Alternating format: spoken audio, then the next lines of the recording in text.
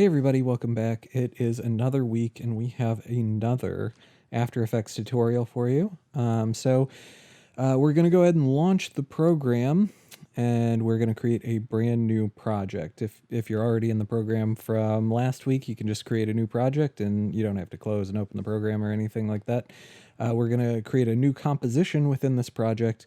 We can click that button for a new composition, the big button for a new composition, go to composition, new composition, whichever you like. Go ahead and do that. We are going to make sure that this thing is 1920 by 1080 pixels.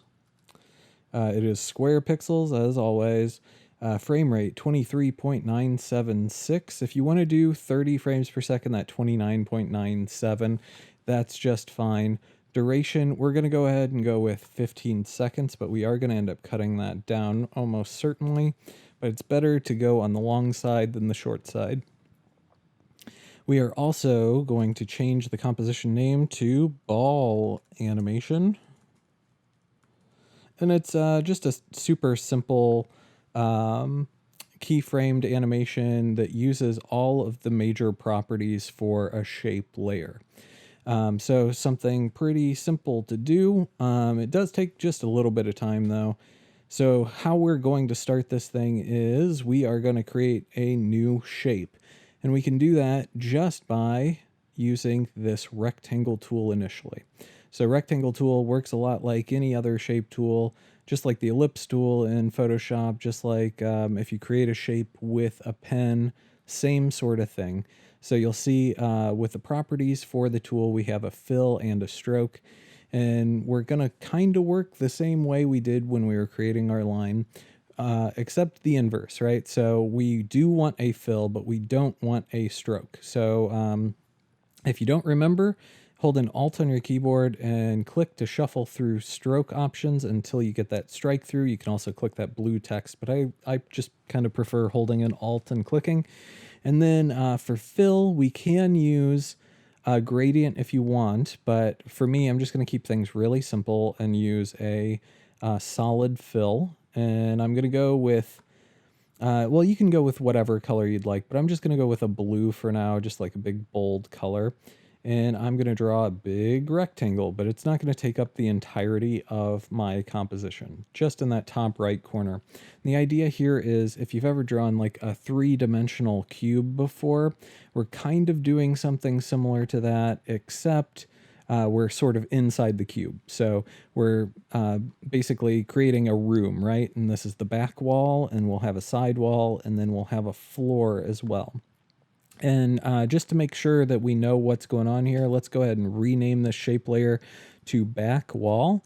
If you don't remember how to rename, it is just click the layer and then press enter on your keyboard, and that will give you the option to rename. So our first rectangle is perfect, but we need these other shapes, kind of like trapezoid shapes. Not exactly, but similar. And we can't do that with the rectangle tool. Instead, we'll just use the pen tool. And once again, we'll have just a fill, no stroke, but we can't use the same exact blue or we'll end up having something that looks just like a big blue rectangle, right? Because all we can see is what's within our composition window. So for a floor, maybe I'll pick something blue as well, but a slightly different blue. Maybe it's going to be a little bit lighter than that, closer to white, but not exactly a pure white. And I will just draw a rough shape. And if it overlaps my one rectangle, we have no problems there because it works in layers just like we have inside of Photoshop. So if I look closely here, I can see that, hey, my corner isn't quite squared up. But if I just move my floor layer underneath my back wall layer, we can see that it looks very square.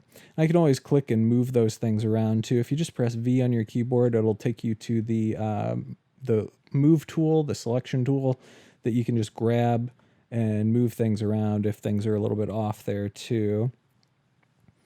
Okay, I'm going to rename my floor layer to be floor. Okay, and then we have one more to do. Again, it's not a pure rectangle, but because we have these other two shapes, we could just use that rectangle tool. And let's go ahead and do that just for simplicity's sake.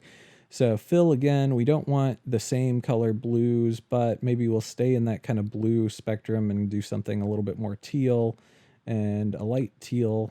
Maybe that's different enough to not look like the floor. I think it's plenty different enough. So if I draw that over top of the other two layers, it doesn't look right, but again, if I click and drag that to the bottommost layer, it's just going to fill out that space. So I can call this sidewall. Okay, and it's not capitalized. Maybe I could capitalize all of these things and make it look a little bit nicer, but let's just go quickly. So I'm gonna select all three of these layers. And since this is my room and I don't plan on moving these layers around or animating these layers independently, I can right click them and go to pre-compose. So the idea here is that we can have compositions within compositions, and we can create compositions inside of our compositions. And that's exactly what we're doing with a pre-comp. I'm just going to rename it to room. And you have the options to move all attributes to the new composition or leave all attributes in the bigger composition. But because we haven't done any like animating or anything like that, it's not going to matter either way.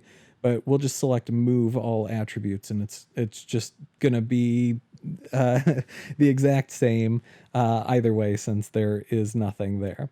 Adjust composition duration to the time span of the selected layers. That's not going to matter either because it's already trimmed to our composition length.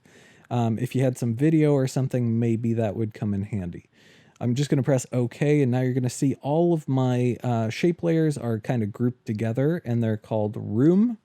So that's nice and convenient for us. Now we need to create a ball, and we can do that kind of similarly. So we're going to click and hold on the rectangle tool, and we'll find underneath it the ellipse tool. And that's a good way to create a ball shape. A nice round circle would be perfect for us. Now, as soon as I select this tool, you'll notice that I don't have any options for properties. So I can't change the fill or the stroke, and that's just because I have this layer selected. So I think a couple of you had issues with the line animation. If you have a layer selected, what it wants to do is create a mask in that layer.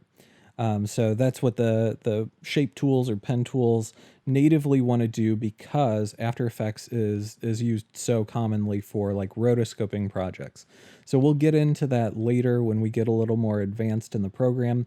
If you want to not mask, all you have to do is click anywhere in your layers panel, unselect a layer, and now you have the options to create a new shape. Okay, so we're just going to change the fill color to be something drastically different. So I'm just going to pick red for my ball. Again, if you have different colored walls, that's totally fine. Just pick something that won't really blend in with those walls. All right, I am going to drag out a circle, and right away you'll notice that my circle looks a little bit kind of lopsided. If I hold in Shift on my keyboard, that'll constrain the proportions to be a perfect circle. I can let go of my mouse button, and now I have a perfect circle here instead of some kind of like eyeballed close to perfect circle. It is off from the anchor point. So if you do any kind of like rotation, which we eventually will do with this project, if I rotate, I'm just going to press R on my keyboard for rotation. I'll show you the shortcuts for these things a little bit later, but if I rotate, it rotates around an anchor point. So what we want is that anchor point to be dead center for our shape. And to do that, we're going to do a couple of things, but we have to do one thing a little bit earlier than that. So if my ball is rotating around the center of an anchor point, how will we be able to tell that this ball is actually rotating at all? It's going to be pretty hard, right? Because it's the same on all sides. It's the same color throughout. That poses some issues with us. So what I need is something on this ball to make sure that I can tell that it's moving. And you have the option to do basically whatever you'd like. What I'm going to go ahead and do is just write my name on the ball. It's a little bit corny, but if you want to put like a nice shape to it or something, if you want to make it look like a baseball and kind of draw some things with the pen tool, totally fine for you to do. But I'm just going to write my name out. And my text layer actually showed up beneath my shape layer, so I'm just going to click, drag, and drop that on the uppermost layer so then I can see it. Now I can maybe change the text. Times New Roman looks a little bit funky. I'll pick something that's maybe like a serif font or a sans serif font. So I'll just search for Arial to make things nice and easy. Arial regular, that seems fine to me. And I can resize it a little bit. And that'll look good in my ball if it's all centered and stuff. I'm just going to rename my shape layer to ball, and then we are going to center both of these items. And to center our items, or our layers here, pretty simple to do. All we have to do is head on over to the right side where it says align, and then you have align layers to what? The composition or the selection. So if you have multiple layers selected, you can kind of center within those layers. So like if I just took my ball and my text and selected both of these things, you see align layers to selection. And now I can get my ball and my text all centered together, kind of aligned together. But what we want to do is we want to actually align all of these things to the actual composition. We want our ball dead center of the composition, and we want our text dead center of the composition. So we just click one at a time, and we click center and center. And for the text, center and center.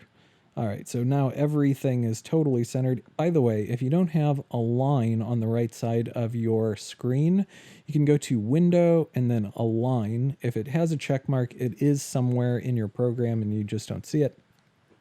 But even if it does have a check mark, you can just click Align and it will open for you. If it's already open, then that will kind of go away. All right, so hopefully you have your ball and your text centered. From here, what we're going to do is pre-compose these two items. Right-click and go to pre-compose. And we'll just call this ball. And once again, we will move all attributes. It would not matter if we did it the other way, though. Okay, now if we click that layer, we can see that our anchor point is dead center of our ball. So now if we rotate this thing, I'm just going to press R on my keyboard as a shortcut for that. We can see that my ball rotates. I can tell that it rotates, and it rotates directly around a center point. If you need to move the anchor point for one reason or another, maybe this didn't work out for you very well, along the top in your toolbar, you'll find a pan behind tool. It's also called an anchor point tool. Y on your keyboard for a shortcut. You can then just click the anchor point and move it to the center. That said, if you do this for this project, your ball will not rotate in a kind of uniform way. Even if you get it very, very close, your ball will still have a bit of wonkiness to it when it rotates.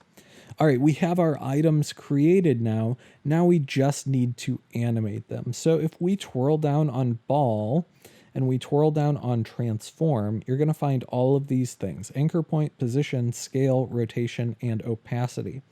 Now, for shortcuts to get to these things a little bit quicker, P will get you to position, R will get you to rotation, S will get you to scale, and T will get you to opacity. So if you think about opacity as kind of like transparency, that'll be an easy way for you to remember that difference. Otherwise, it's all just the first letter of those given properties.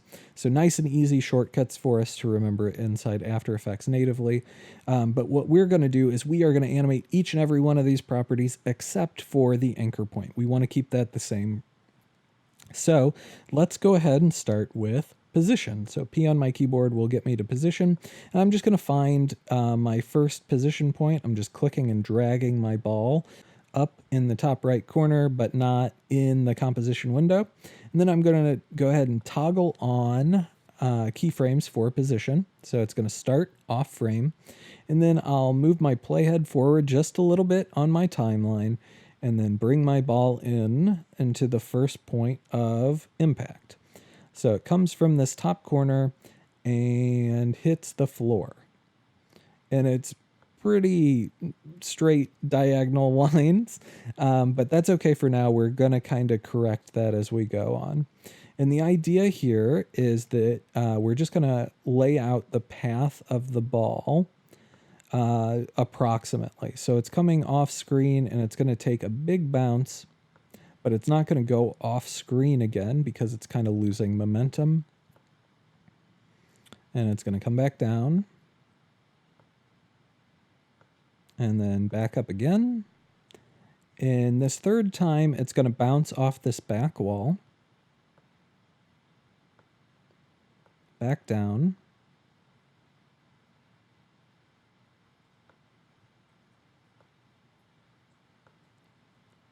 back up again.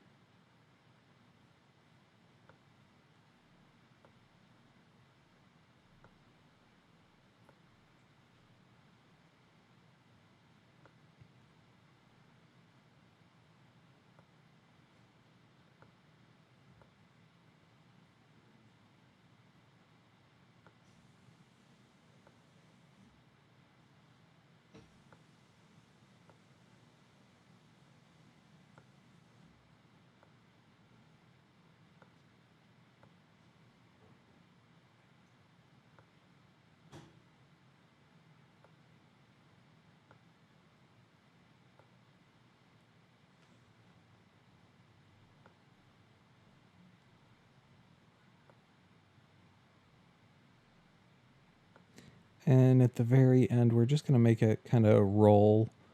It's not going to bounce anymore because it's lost all of its momentum. And it'll roll into a stop. So it starts off screen, it bounces high once, bounces again off the sidewall, then bounces 3 more times before it rolls and comes to a stop. And if we kind of look at what's going on here, we can see this path here. By the way, if you can't see the path that I have here, there's a little button here for toggle mask and shape path visibility. I know we talked about it with the little line assignment, but it's going to be something that comes up pretty commonly. If you don't want to see it, you can just click that button and it should go away.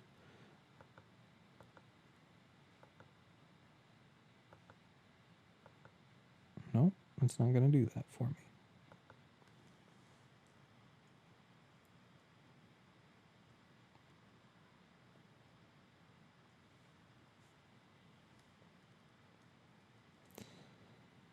So if you click that button on, you should be able to see the shape path or the mask path or whichever paths you create. I think it's Control, Shift, and H is the shortcut to toggle that off and on. So if you don't want to see it, you can certainly turn it off as well if it's kind of getting in your way. But if we do look at it for a second, we can kind of see some things that are interesting. So all of these empty squares are keyframes that we currently aren't on. If we were on these things, if our playhead was directly on top of them, they would have the anchor point directly on top of it. And then all of the little dots along the way are interpolated frames. So those are the frames between keyframes. And we can kind of see momentum this way, right? So this is how many frames it takes to get there. It's almost like time. The more of those little dots we see along the way, the longer it takes for the ball to travel that path. So we can see a significant issue right here where there are a ton of those little dots for a much smaller distance for the ball to go. So if I play this back really quickly, I am willing to bet that it may look okay at the opening, but it goes way, way too slow at the end. So let's see what we have.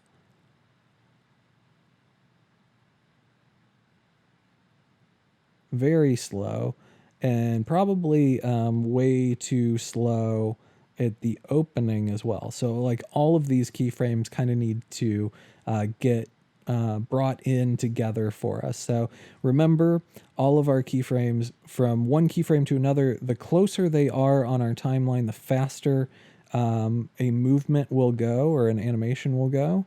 And the further apart, the slower they will go. So I'm just going to go ahead and bring all of my keyframes in a little bit tighter until I feel a little bit more comfortable with the quickness of our animation.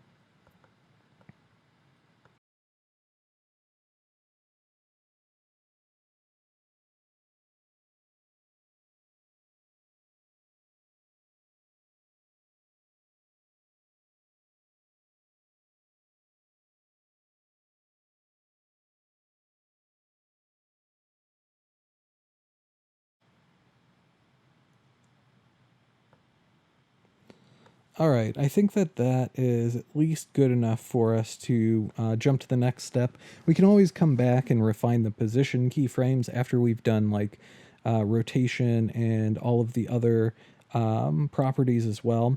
But before I get past position entirely, what I want to do is just kind of change the shape path. So if I look at my lines again, that path that we can see these big black dots, and those are Bezier handles. So we're familiar with the pen tool already. So if we just click and drag that thing like we do with pen tool Beziers, we can actually like kind of arc our shape. And if I zoom in a little bit, I can see that there are Beziers all over the place for every major keyframe that we have.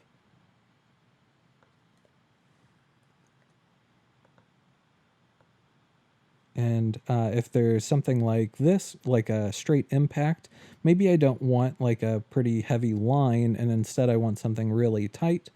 So I can just bring those Bezier handles in very tight like that. I can also use the Convert Vertex tool, which we've talked about, I'm certain, in Photoshop before. Same kind of thing, just like the pen tool, Convert Vertex. If I click something, it will suddenly become non-Bezier. If I click it again, we'll get all Bezier handles. So maybe you drew out your shape and it didn't automatically give you a bunch of Bezier handles. In that case, you would have to use the Convert Vertex tool.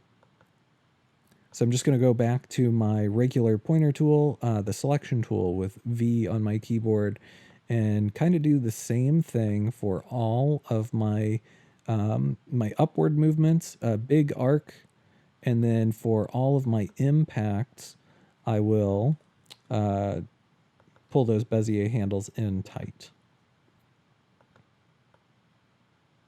Maybe that needs to be a little bit closer to the wall there. And it would definitely make sense to have another kind of bounce that goes in that direction. And this Bezier handle could maybe get fixed up there. And I'm not sure what's going on with this guy, but we can fix him up.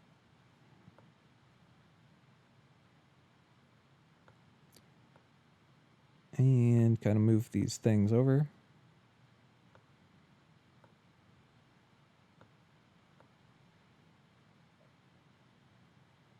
All right, now I'll just kind of zoom out and take a look at what we have now. Not too bad. There is a moment where we have some major hang time right there. So it's between this keyframe and this keyframe, which should be way, way closer together. And then everything afterwards needs to come in tighter, so we'll just grab that. And see what we have again. All right, so if I play that back, that looks pretty good. There is a bit of an issue where I have this big bunch of black at the end of my composition. So our animation actually stops at what, like 3 seconds, so 2.5 seconds right now. And we still need to make a little bit of room because we want our ball to eventually like disappear with an opacity control and stuff, but we don't need 15 seconds, especially if it ends at 2.5. Instead, maybe 3 seconds, maybe 4. We can just be safe with 4. So once again, I'm just going to take my work area bar and take that handle and pull that in tight. And if I exported now, we would be good. It would only export the work area. But I don't want to see all this stuff at the end of my animation either. So what I can do is just right click my work area and go to trim comp to work area. And that's just going to trim my composition to be exactly, 4 seconds. So now if I play that back, I can see only the 4 seconds, and it'll even loop for me after that 4 seconds, so I can really see what's going on here.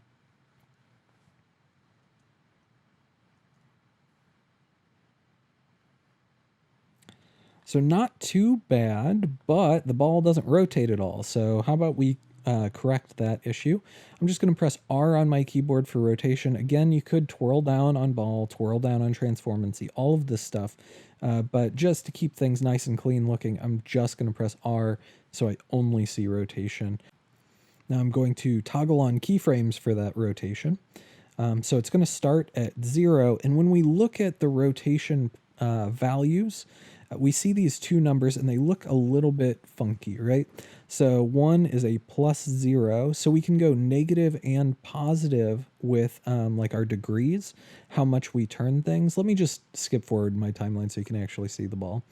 So if I start turning it, we can see, 90 degrees turns it like to the right 90 degrees, just like a regular 90-degree turn. Hopefully you know what that means. 180 degrees would flip it upside down, right? So if I just click and type in 180, or I can click and drag that blue text again, my ball will be upside down completely. And then if I keep going, eventually I'm going to hit 360. And what happens after 360 is it doesn't go to 361. Instead, we get a 1 here, and that is a full rotation. So we can have rotations and then degrees, but we cannot go more than 360 degrees in the positive or negative direction. So if I wanted to then reverse this thing, if I just went to -1, that would go 2 full rotations around, right? Because we go to 0 at one rotation backwards, and then -1 on our second rotation backwards. So that was just for demonstration purposes. So I'm just going to go ahead and delete that keyframe that I created. Move my playhead back to the first frame, or the 0 time code. And then I am going to start working my way forward. So the idea here is we will go to the very first bounce. And to hit that keyframe perfectly, maybe I need my position keyframes open as well. So I can go to P for position and then jump to that first keyframe using the little arrows next to the diamond there. Or what I can do is press U on my keyboard, and I can see every property that has keyframes enabled. So since I turned on keyframes for rotation, and I've already placed keyframes for position, now I can see both of those properties at the same exact time. So U on your keyboard is a very helpful shortcut for this sort of thing. So I'm going to move my playhead to that first position keyframe where it has that impact. So keyframe number 1 for us, if you started off screen, that first keyframe is going to be the first time it hits the floor. And then I'm going to rotate it a full turn, but I'm going to rotate it in the negative direction because I'm coming from the right side going left. So we want it just to turn in the direction that the ball is actually moving. But one full turn is pretty easy for us if we just use our keyboard. So 0 degrees there, and then -1 on the turn. And it looks like nothing's happened, right? Because it's rotated completely around that one time. But if I go between my keyframes, I can see that my ball is indeed rotating as it comes down and hits the floor. Okay, we're going to do the same thing, but this time we're not going to put a keyframe on we're not going to put a rotation keyframe on the next position keyframe. Instead, we're going to put it on the next position keyframe where the ball makes an impact. So we'll skip one and go to the next one. That's when the ball hits the floor again. And then we will do another full rotation. So -2 here. Okay, then we'll go to the next impact point. This time it doesn't hit the floor, but it hits that back wall. And because it only goes about half the distance, we are going to do a half turn. So still in that same direction, minus 2 turns, and then also minus 180 degrees. So I play that back kind of, I can see that it's turning at the same rate. Here it comes down, rotates a full rotation, and then half a rotation until it hits the wall. Okay, we will move forward with our keyframes again until it hits the floor again. And maybe that needs moved a little bit. There we go. And that one too. Better. Okay. So on this keyframe, since it's again a half turn, we're going to do another half turn, but because it hit that back wall and it's now going in the opposite direction, we will do a half turn in the other direction. So if I'm going the other way, I can see that I'm headed back towards that -2. Just use our keyboard again, put 0 for the degrees, and now we're at -2 turns. We can jump forward 2 keyframes again until it hits the floor again. And this time it's not going nearly as far. It is like bouncing up and down on the floor, but it probably doesn't need to go full rotation. In fact, it might only do half again. So let's go 180 in the same direction. That would be -1 and 180.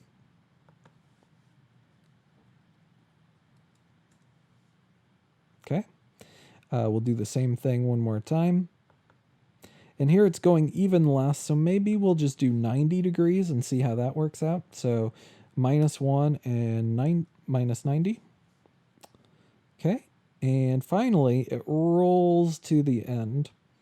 And maybe we'll do a full rotation for this. So we'll just put 0 and -90 and see how that goes, and we can always adjust these things if need be. So let's play it back.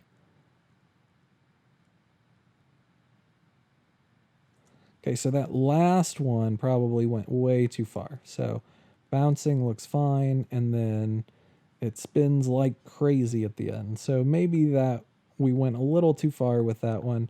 Maybe that one should be just -360. That'll change to -1 in terms of actual full turns. So that looks a lot better. Still, it's a little slow though. Let's go ahead and correct that by, let's do, so let's try 270. So in between 180 and 360, there's still another space, another 90 degrees. Let's try that out and see how that works. So 0 and 270.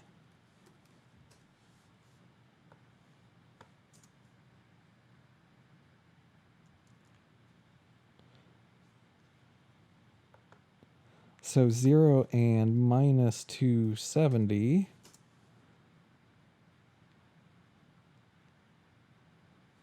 Okay, not too bad. I think that that's about where we need it to be. We can maybe stretch out how long it takes for the ball to roll that far.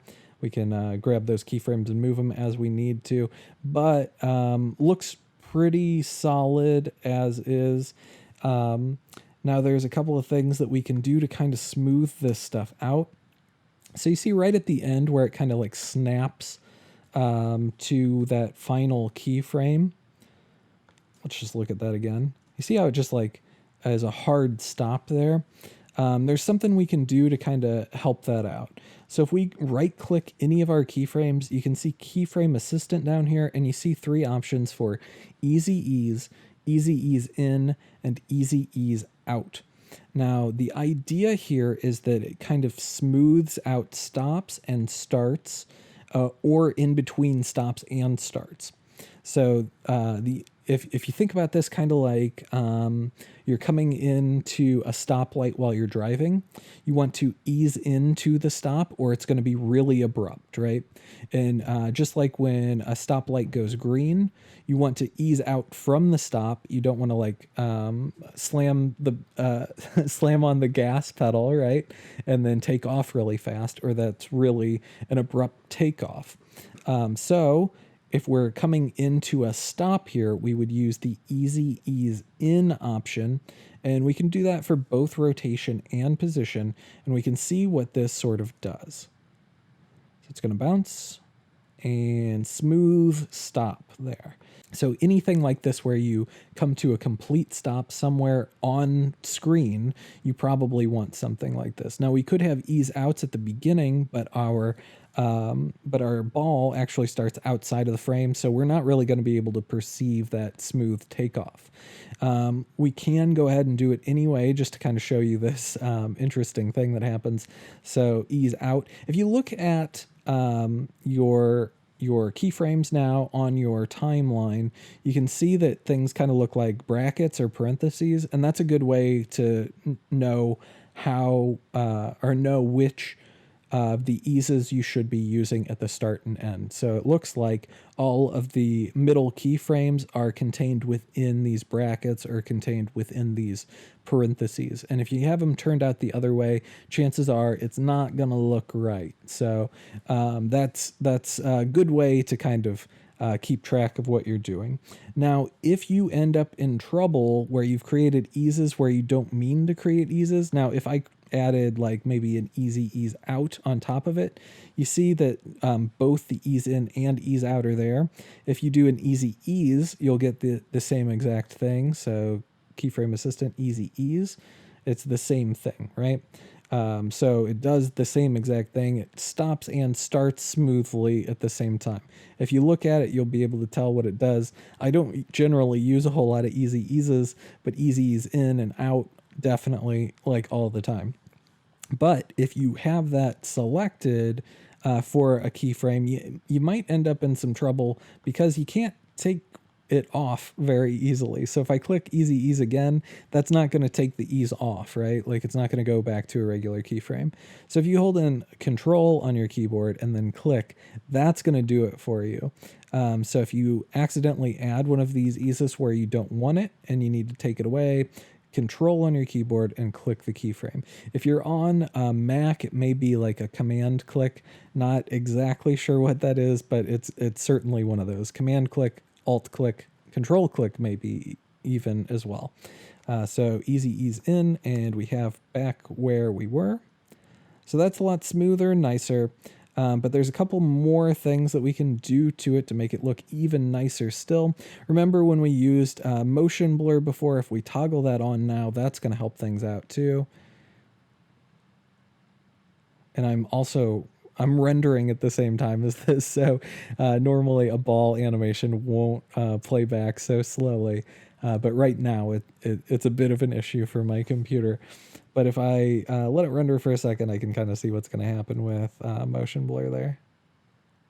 There we go. Certainly looks better. Okay, there's a couple more things I can do. I'm just going to toggle that off for the time being since it is slowing down my computer just a little bit. And I am going to keyframe now opacity. So our ball bounces in, it does all the stuff that it needs to do.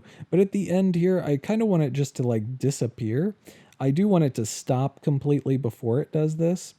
So I'll just move my I'll just move my playhead to a point in the timeline where the ball is stopped, and then I will toggle on opacity keyframes, and then I'll move my playhead down a little bit further and turn that opacity to 0. So now I have a keyframe here that says opacity should be 100% from the beginning all the way until the point where the ball stops. And then we have a second keyframe where it says turn it to 0 so the ball disappears. And I could maybe add an ease here, and maybe that would look a little bit better. So let's just do it for safety's sake. But chances are with opacity, you really probably don't need it, but we'll go ahead and add an ease out and then an ease in.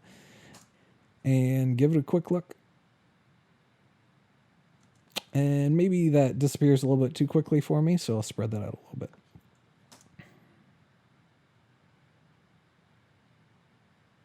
All right, better. All right, so we have one more property to animate, and that is scale. So S on my keyboard for scale. And I'm going to toggle on keyframes, and we're going to do things a little bit differently with scale, just like we did with rotation. So I'm going to press U on my keyboard so I can see all my keyframes at once.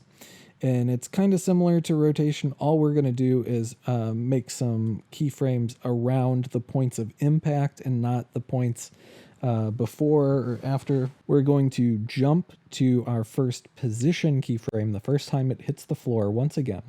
I'm going to zoom pretty far in on my timeline. So I'm going to look right at that one point where it hits the floor. By the way, plus and minus on your keyboard will zoom you in. So I'm going to move my playhead one frame away from the impact and then one frame after the impact. And then we're going to make our adjustment on the actual impact. And the idea here is we're just going to kind of squish the ball whenever it hits the floor or the wall. So it looks normal, hits the floor and squishes, looks normal again. And rather than punch in a bunch of numbers, 3 numbers every time it hits, instead I'm just going to create a keyframe for 100% scale. The frame before the impact. So my playhead is one frame before the position keyframe for when the ball hits the floor. And I'm just going to click that diamond icon for 100%, right? So it creates a keyframe with these values for that property. And then I'll move my playhead over 2 frames and do it again. So it just stays 100% and 100%. But now if I create a keyframe right on the money, it will just transform itself right back, right? So we're just saving ourselves a little bit of time working this way. Okay, so I don't want to just turn down the scale or the ball would just get smaller when it hits. Instead, I want to unconstrain those proportions so that it can just squish in one direction and then take off. And to do that, I just click that little chain link looking icon next to 100 and 100%. If you hover over it, it says constrain proportions there. Click that, and now we have the option to squish or enlarge either the horizontal or the vertical. And what we're going to do is we're just going to take it down just a little bit, maybe 7%. We want to take it down enough so we can lessen the impact as we go on. So the first time it's going to squish the most, and then the next time it's going to squish less. So from here, same deal as rotation. We'll skip a keyframe. We'll find that next impact point. We will move our playhead one frame behind, add a keyframe for scale, move one frame ahead, add a keyframe for scale. So 100%, 100%. And then in between, we'll use either of these two options to turn down the horizontal or the vertical. Now remember, we hit off the sidewall and we do half turns and stuff, so it might depend on what your values are for rotation, how much you're going to do, or which option you're going to use. So this time it's not going to be 93, it looks like 95 for me. I'm going to again skip a keyframe until the next impact. There it is. Okay, and then once again, move my playhead one frame before, add a keyframe, one frame after, add a keyframe, and I'm going to make an adjustment. This time it's probably going to be the X adjustment, and it sure is. And we went 95 last time. How about 96 this time?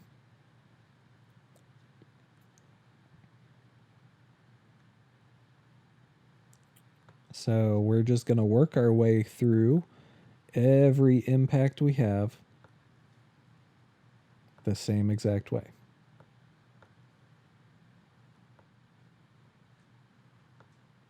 And each time, we're going to make sure that our number is a little bit higher than it was the time before.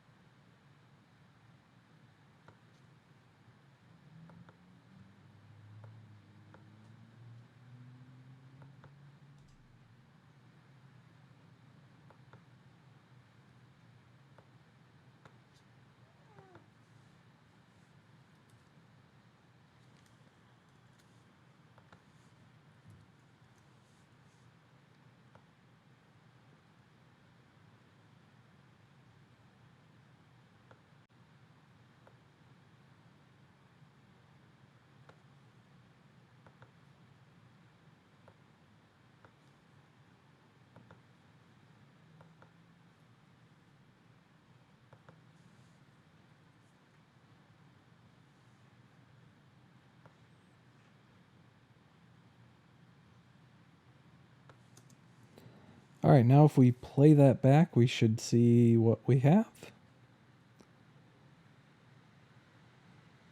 All right, it looks like it's doing what it needs to do. The squish is kind of subtle. If you want it to be more exaggerated, you're more than welcome to adjust those values. Maybe if your ball moves faster, it would make sense for your ball to squish more. And if your ball moves slower, like if you're on another planet or the moon or something like that, it probably makes sense to squish less. Just keep in mind that you have to make room for yourself. It should squish less over time. So even at my rate, my last bounce was 99%. And it doesn't really like bounce too much there or anything, but starting at 93% is about the lightest you could go with these adjustments. All right, I'm going to toggle back on my motion blur, and that is it for this project. It's a nice, simple project. It does take a little bit of time. The position keyframes are certainly the most time-consuming portion of this thing, just getting the timing right for everything and Bezier curves for everything. And then the other stuff should come kind of easily. Scale's a little bit tricky, right, because you're adding 3 keyframes at every impact. Well, hopefully you got it. And if not, you can always reach out to me on Zoom or via email or anything like that, and I should be able to help you out. Fairly straightforward project. Hopefully you have something somewhat similar. If it's a little bit off in terms of like its timing with position, no big deal. We can always just kind of assume that you're dealing with a different set of gravity than me. So go ahead and export this thing, upload it to YouTube just like you did with your line animation, and post it on Canvas for everybody to see.